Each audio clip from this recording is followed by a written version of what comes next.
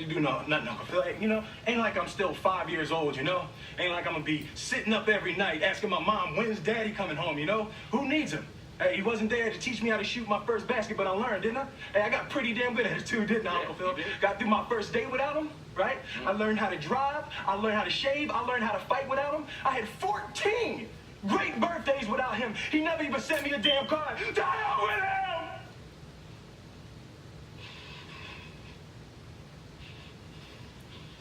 I ain't need him then and I don't need him now. Will. Now, you know what, Uncle Phil? I'm gonna get through college without him. I'm gonna get a great job without him. I'm gonna marry me a beautiful honey, and I'm having a whole bunch of kids. I'm gonna be a better father than he ever was. And I sure as hell don't need him for that, because ain't a damn thing he could ever teach me about how to love my kids.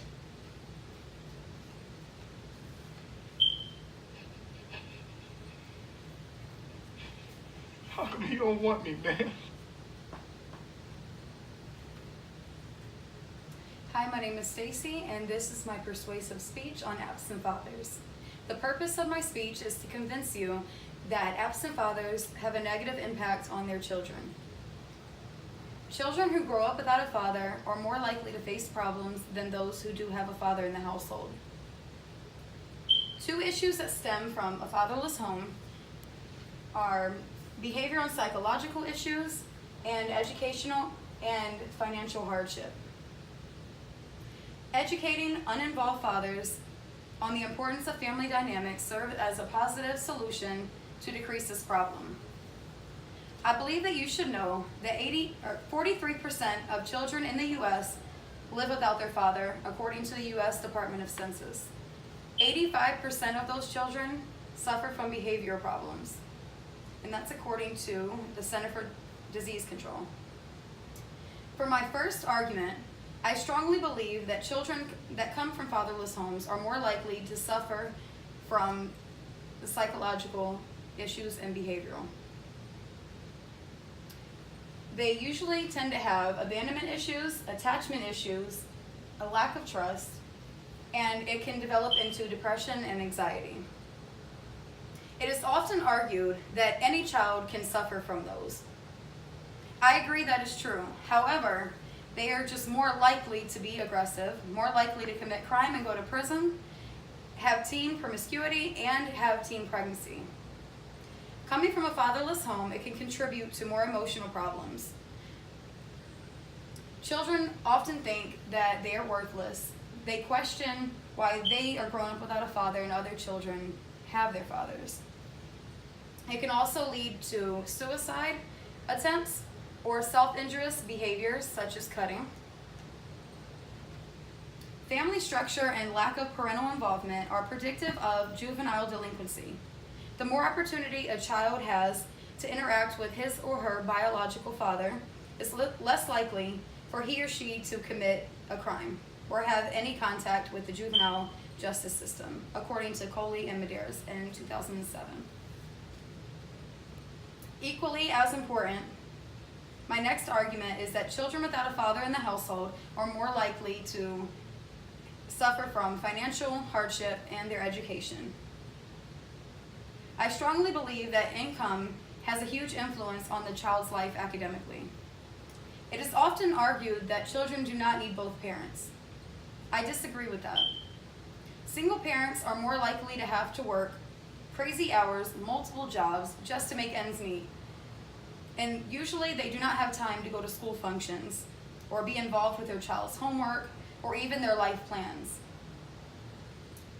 Father absence can also lower a child's educational memory, and it increases the chance of them not graduating high school.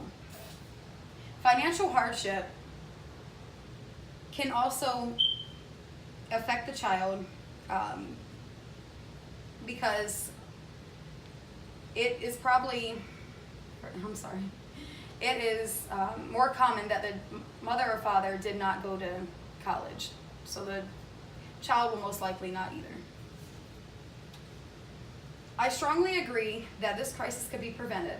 For my solution, I feel like educating uninvolved fathers on the importance of family dynamics would serve as a positive solution to decreasing this problem.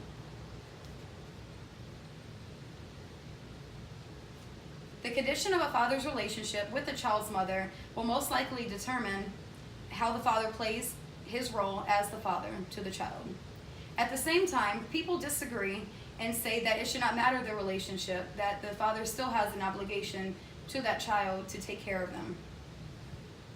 Love from a father, emotional support, authority, and overall positive presence is very important.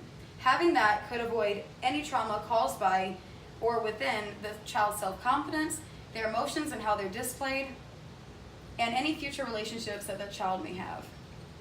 Having more educational programs and groups offered to expecting fathers or uninvolved fathers would allow them to gain knowledge on not only the negative effects that it has on their children, but also the advantages the children will have from having both parents in their lives. It would also help the community by making the children more social. Altogether, now that I have talked about some of the effects of absent fathers, such as behavioral and psychological issues and financial hardships in education that it has on a child, I strongly believe the solution of providing more education to uninvolved fathers on the importance of their role will help turn this crisis around. My intentions for this speech was to convince you of the damages caused by not having a father in the home. I am so passionate about this because I was once that little girl with anger issues, teen pregnancy, and hurt. I didn't understand why my parents got divorced when I was at such a young age, but I can tell you this, it is never too late to be a father to your child. And I would also like to leave you with a quote written by Roland Warren. Kids have a hole in their soul in the shape of their dad. And if the father is unwilling or unable to fill that hole, it can leave a wound that is not easily healed. Thank you.